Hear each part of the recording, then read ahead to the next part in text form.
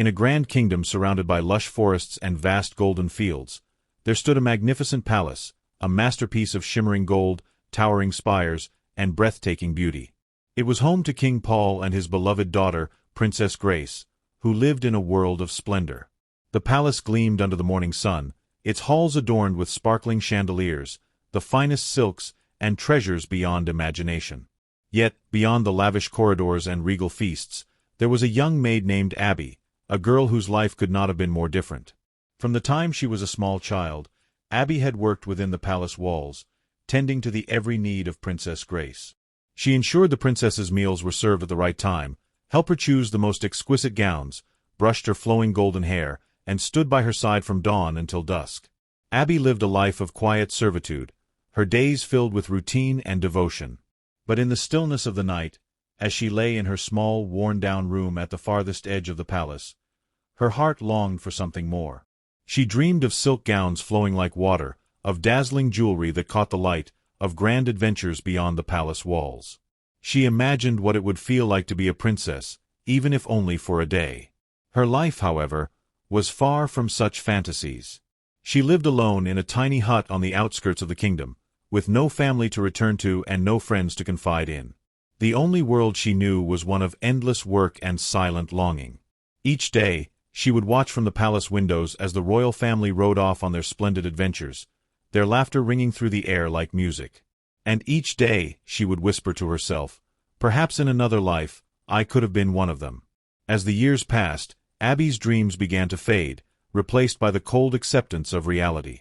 "I was born poor, and I will die poor," she murmured to herself one evening as she walked back to her humble dwelling.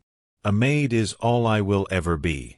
But fate, as it often does, had different plans. One fateful morning, the kingdom bustled with excitement as preparations for the grandest royal feast of the year were underway. Servants hurried through the halls, chefs worked tirelessly in the palace kitchens, and musicians tuned their instruments for the evening's festivities. It was an occasion of great importance, a gathering of nobles and dignitaries from neighboring lands, a moment where the kingdom's grandeur would be displayed in all its glory. Yet, as the palace glowed with anticipation, disaster struck. Princess Grace, the very heart of the celebration, had fallen gravely ill the night before. Her body burned with fever, and even the kingdom's finest healers could not ease her suffering. She lay in bed, unable to move without pain, her once radiant face pale and weak.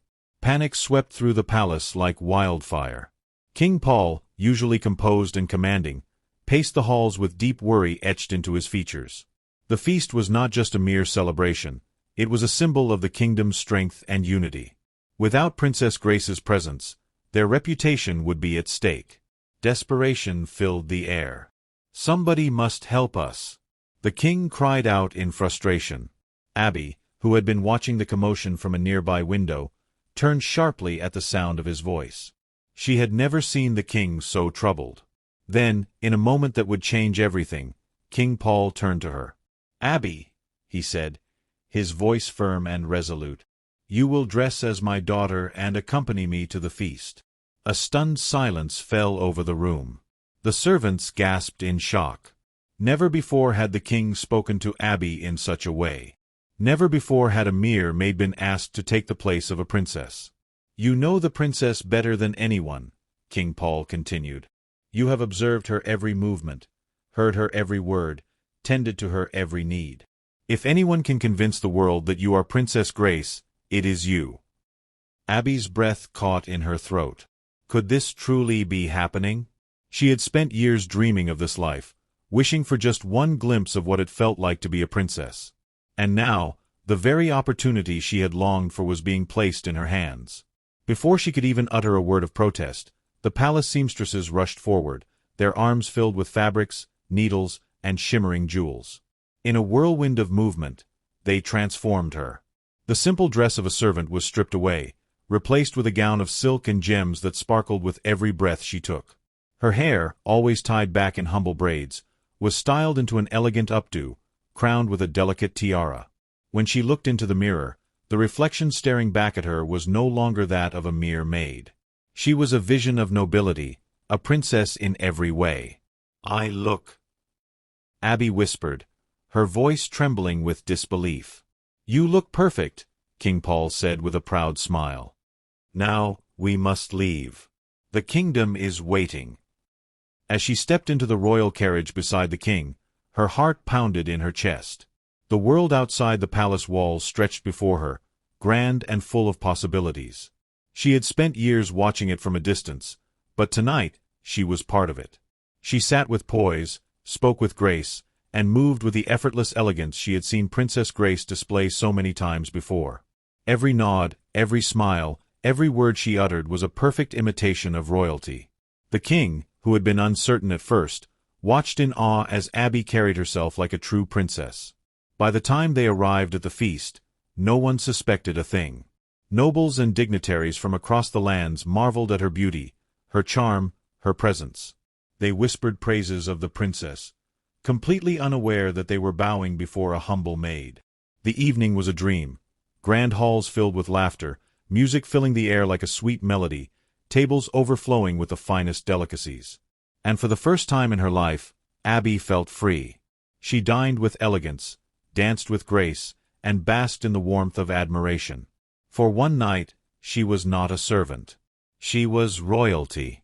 When the feast finally came to an end and they returned to the palace, King Paul called Abby into the royal chamber. There was a new light in his eyes, a look of respect and admiration she had never seen before. "Abby," he said, his voice filled with warmth, "tonight, you prove that you are more than just a maid. You have the heart of a noble, the wisdom of a leader, and the grace of a princess. I cannot allow you to return to the life you once knew." He took a deep breath before continuing. "From this day forward, you shall serve as the royal secretary, the advisor to the kingdom. You will oversee matters of great importance, stand beside the nobility, and shape the future of our land." Abby's breath caught.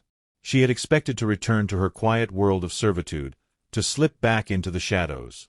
But now, she was being given something far greater than she had ever dreamed, than she had ever dared to dream.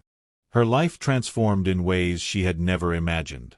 She moved from her small hut to a grand home near the palace. She became an influential figure in court, respected and admired. She was no longer just a maid. She was a woman of power, a woman who had once dreamed of royalty and had, through fate's hand, become a part of it. As the years passed, she lived a life of happiness and fulfillment, forever grateful for the magic of that one fateful night, a night that turned a humble maid into something more.